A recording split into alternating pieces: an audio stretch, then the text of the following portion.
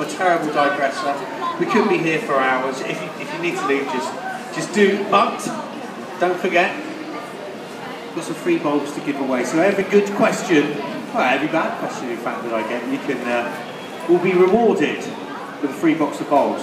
Now, one of the things about bulbs, one of the most wonderful things, is that they give you scent in your garden early in the year. And that's one of the most beguiling things you can have, particularly after a long, cold winter, when the bulbs first come up and they fill the air with fragrance. That's when you sort of imagine that summer is around the corner. And the best bulb for that, to give that garden-filling fragrance, is hyacinths. Has anyone grown these before? I mean, how did you get on with them? The only thing you can't grow is jasmine. Well, you're also a winner with hyacinths, aren't you?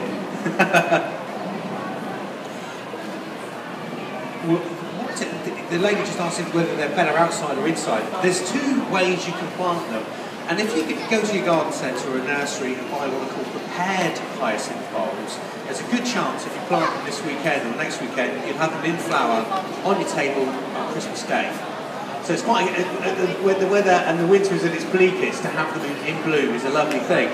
So I'll explain how to do that in a pot.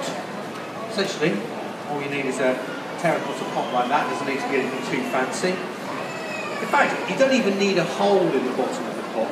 This one has one, so just to stop the compost dripping out the bottom, put a layer of grit in the base. Has anyone got a neighbour with gravel drive? I mean, you can wait till they go out, pinch the gravel off their drive, if you want to save it. I mean, times are hard. Times are hard, oh dear. And then, you pop in your compost. Now when you go to, you've been to the garden centre recently and seen the array, the number of different types of compost that are for sale. There are dozens, and it can seem quite confusing. This is a compost that has soil in it. It's called a John Innes compost. Has anyone got a container garden or pots on their patio? Do they blow over? Do they get knocked over by the kids? If you've got a garden that's quite exposed, always go for the compost with John Innes in it, because that's soil and that's heavy, and that means it anchors your pots down to your patio so much better. Now for bulbs, you can plant pretty much, you put them in any compost, but there are specific bulb types of compost. What they contain is a little bit of carbon, or the charcoal, that mops up stops the compost smelling sour. And they also have crushed oyster shells. And it's not to do with good living or anything fancy like that, it's just that they're very alkaline and it just sweetens the compost and keeps it fresh. So Stuart's and if you're going to plant, do I have to do anything to say hold it? Just hold it. Now, for flowering in your house at Christmas, the thing to know is it always go for a peat-based compost. I like peat-free outside always, but indoors, a peat-based or a John Innes compost is the one to go for because you get less fruit flies. Have you ever had that in your house plants? Okay. Well, what I'm going to do, pop the compost into my container, breaking it up as I go. Now, normally when you plant any bulb in the garden, there's a rule of thumb, and that is you plant it to twice the depth of the bulb. So, see that is what? 2.5 inches, 4 or 5 centimetres tall. You'd normally have twice the depth of soil over the top of it.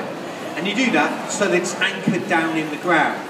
Now, the weather has been changing, hasn't it? In spring, it gets really dry.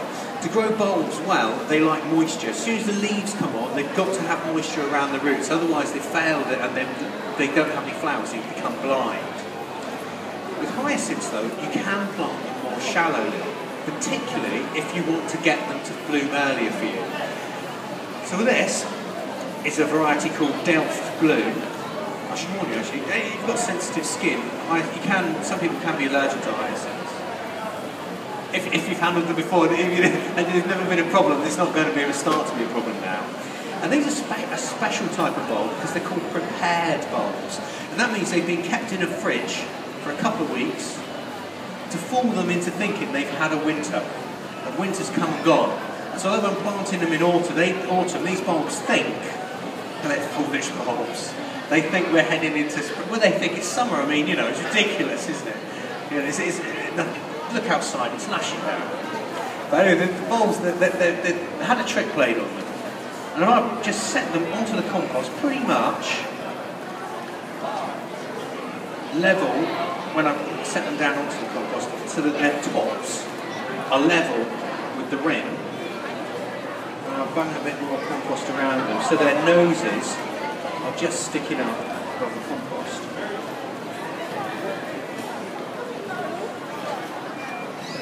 Like that. They're ready to be forced. Now, this is going to sound like a bit of a game doing this, but it is worth it. It's very simple. The only thing you need to do is just put a little mark in your calendar to remind you, or in your diary, that you've done that you've started these bulbs off. Because the name of the game now is to water them, get the pot nice and wet, and then put them in your garage under a bucket, somewhere dark. To be in the shed, doesn't it? Just somewhere with an even temperature, just in the shade. It has to be dark.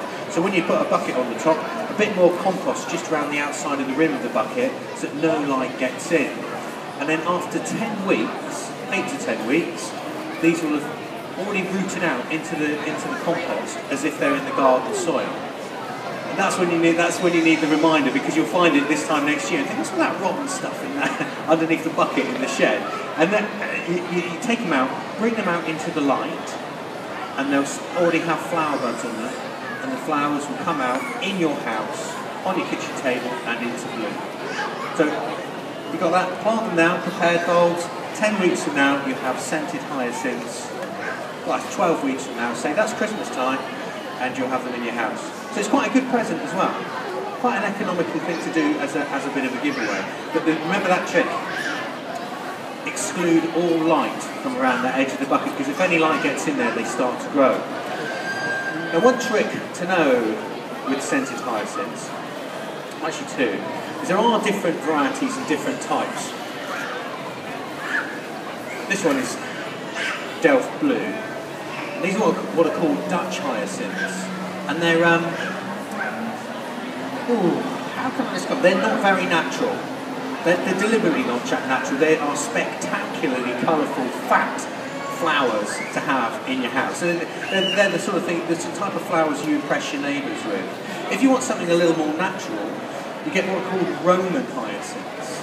And they have taller stems, more rangy, and they look a bit more bluebell-like. So there's gaps between the blooms. And so if you put them in your garden, they have plenty of fragrance, but they don't look quite so waxy and chunky as those. And if you like lots of flowers, there's the multiflora type hyacinths. I hope you're writing this down, it's quite complicated. The multiflora type hyacinths, and they have more blooms on each from each bulb, 3 or 4 sometimes.